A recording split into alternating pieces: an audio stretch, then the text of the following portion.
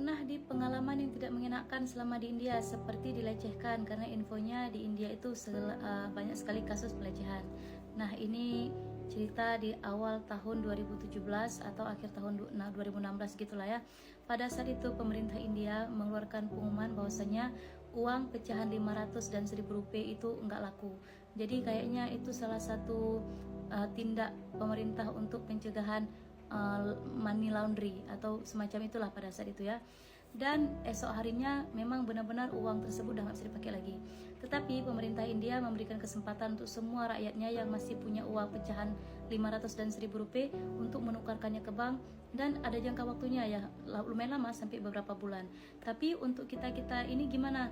Nah, mulailah terjadinya antri besar-besaran di semua ATM di India, dan enggak sedikit ya ATM-ATM tersebut jadi rusak karena orang ngantri berjam-jam.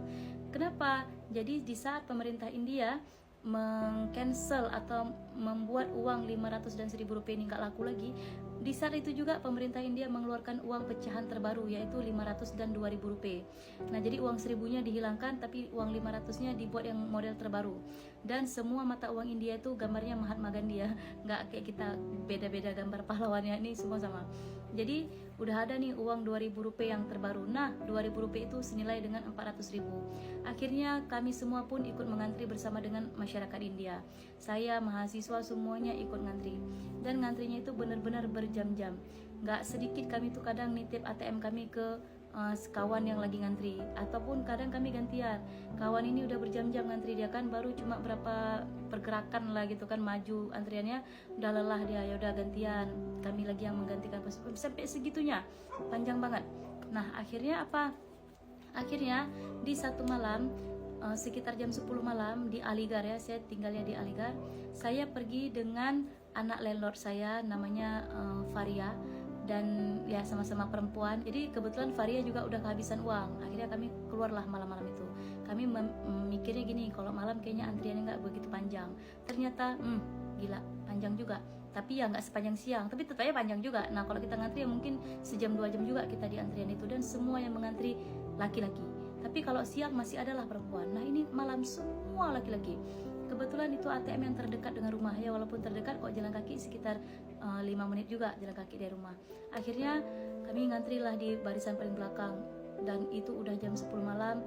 Kami pakai jaket tebal karena itu lagi puncak-puncaknya musim dingin ya, suhunya sekitar 10 derajat, bahkan kayak kurang daripada itu.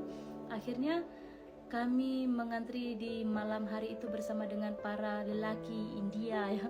Dan saya lihat mereka semua tuh ngeliatin kami, kayaknya nggak tahu apa dia omongin. Cuma saya tuh merasa nih ada Faria nih lah, bodo amat, dia kan bisa ngertiin tuh kan, dia orang India tuh. Akhirnya yang nggak saya sangka-sangka, para lelaki-lelaki yang sedang mengantri itu memberikan kami jalan. Mereka bilang gini, kalian cepat ambil uang, kalian perempuan cepat pulang karena ini sudah malam. Akhirnya kami dikasih duluan tuh, dari antrian paling belakang kami duluan ke ATM.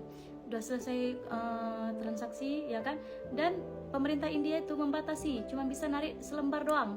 Mesin ATM itu udah diatur, cuma bisa mengeluarkan selembar doang uang 2000 rupiah.